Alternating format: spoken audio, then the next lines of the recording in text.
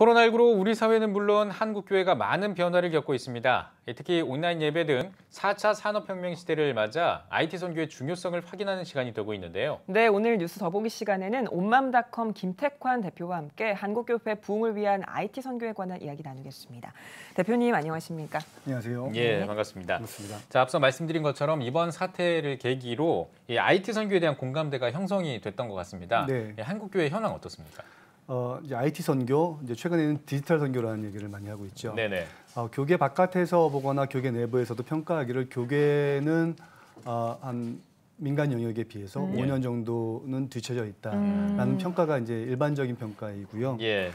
그럼에도 불구하고 이번 코로나19 사태를 대응하는 교계의 모습은 예.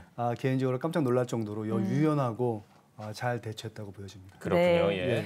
급속한 정보통신의 발달로 인해서 사실 예배 환경뿐만 아니라 넓은 의미에서 신앙생활에도 많은 변화가 있을 것 같은데요. 네네. IT 선교가 왜 좀 중요하다고 보시나요?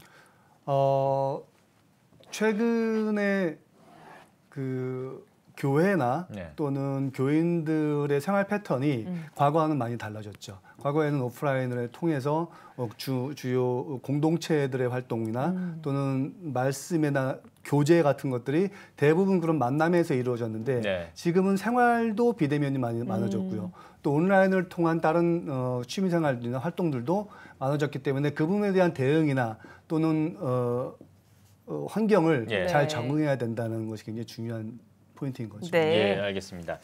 특히 요즘요, 특별히 이게 미디어를 해석하고 또 활용하는 능력인 이 디지털 리터러시, 이게 특히나 강조되고 있는데, 이 강조되고 있는 배경이 어떤 이유일까요?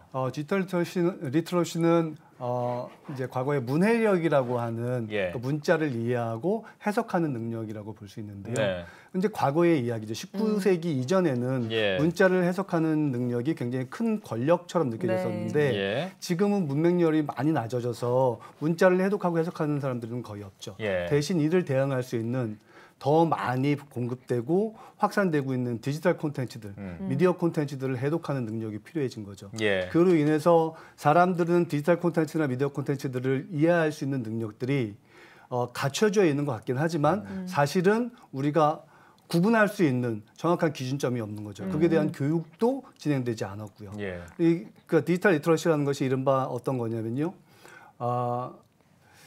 정보를 올바르게 만들어내고 그다음에 비평적으로 이해하고 그다음에 활용하는 것인데 네. 이거에 대한 교육이나 또는 인식이 부족한 게 현실입니다. 그리고 예. 이로 인해서 발생하는 가짜 뉴스의 문제점이라든가 정보를 활용하지 못하는 문제점들 이런 것들이 다양하게 대두되고 있죠. 예. 예. 여러 가지 환경적인 변화가 나타나면서 복음을 전하는 방법에도 좀 변화가 있어야 할 텐데 그런 의미에서 IT 선교도 활성화가 돼야 할 텐데요.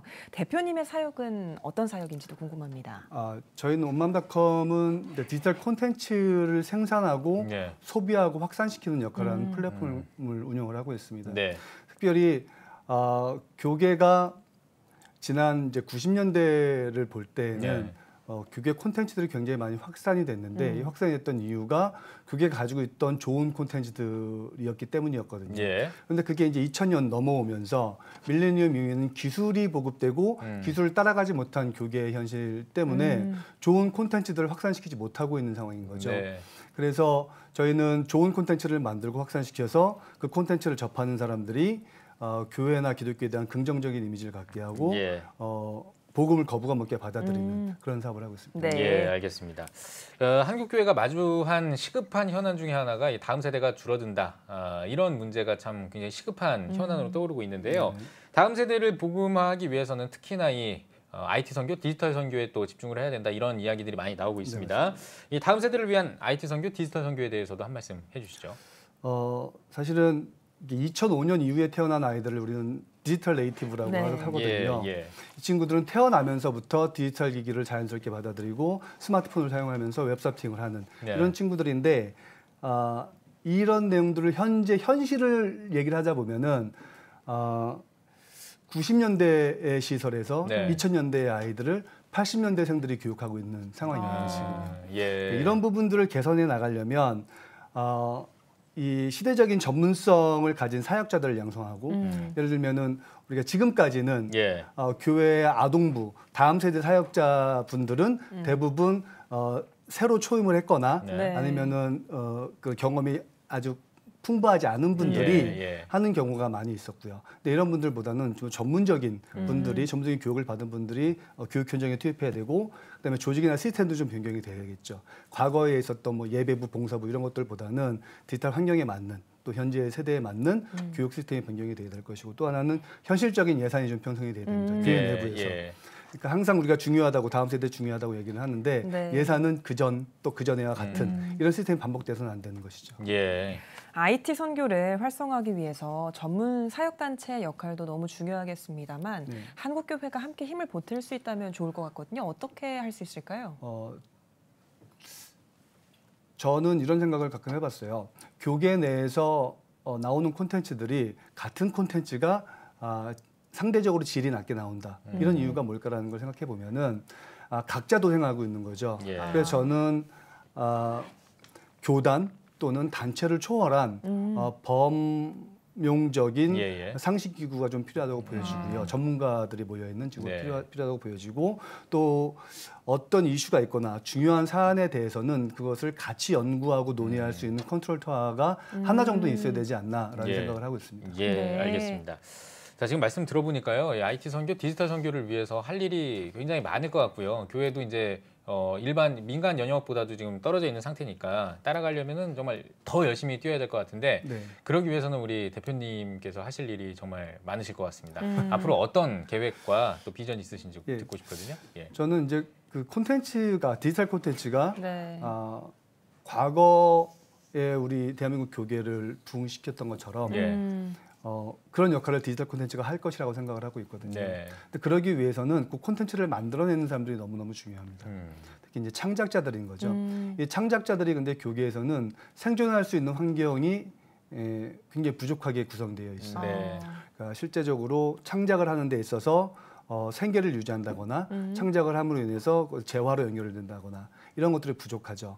그래서 이런 창작자들을 지원해주는 시스템, 플랫폼이 만들어져야 된다고 생각을 하고요. 그 일을 위해서 준비를 하고 있는 여러 가지 일들이 있습니다. 대표님, 마지막으로 한국교회 성도님들께도 한 말씀 해주시면 감사하겠습니다. 제가 그런 말을 할 처지는지 모르겠지만 요즘 중고등학교 아이들 사이에 자기 공부를 할 때 영상을 틀어놓고 하거든요. 스마트폰으로. 이유가 뭐냐면 영상을 틀어놓고 하면은 스마트폰을 만지지 않는다는 거죠, 자기가. 그러면서 공부에 집중할 수 있는 것. 첫 번째 이유고, 두 번째는 녹화를 함으로 인해서 자기가 공부하는 모습을 볼 수 있다고 합니다. 그 1700년 전, 기원전 1700년 전에 수메르 석화에 보게 되면은 요즘 아이들은 버릇이 없다라는 문구가 있더라고요. 저도 그렇고 많은 분들이 요즘 아이들이었던 때가 있었을 텐데 앞으로 디지털 그 트랜스포메이션, 디지털 시대를 이끌어갈 요즘 아이들에게 좀 더 많은 격려와 사랑을 좀 나눠줬으면 좋겠습니다. 네, 알겠습니다. 따뜻한 격려의 말씀으로 오늘 더보기 마무리 멘트를 해주셨습니다. 자, 오늘 뉴스 보기 시간에는 온맘닷컴 김택환 대표와 함께 이야기 나눠봤습니다. 대표님 오늘 나와주셔서 고맙습니다. 고맙습니다.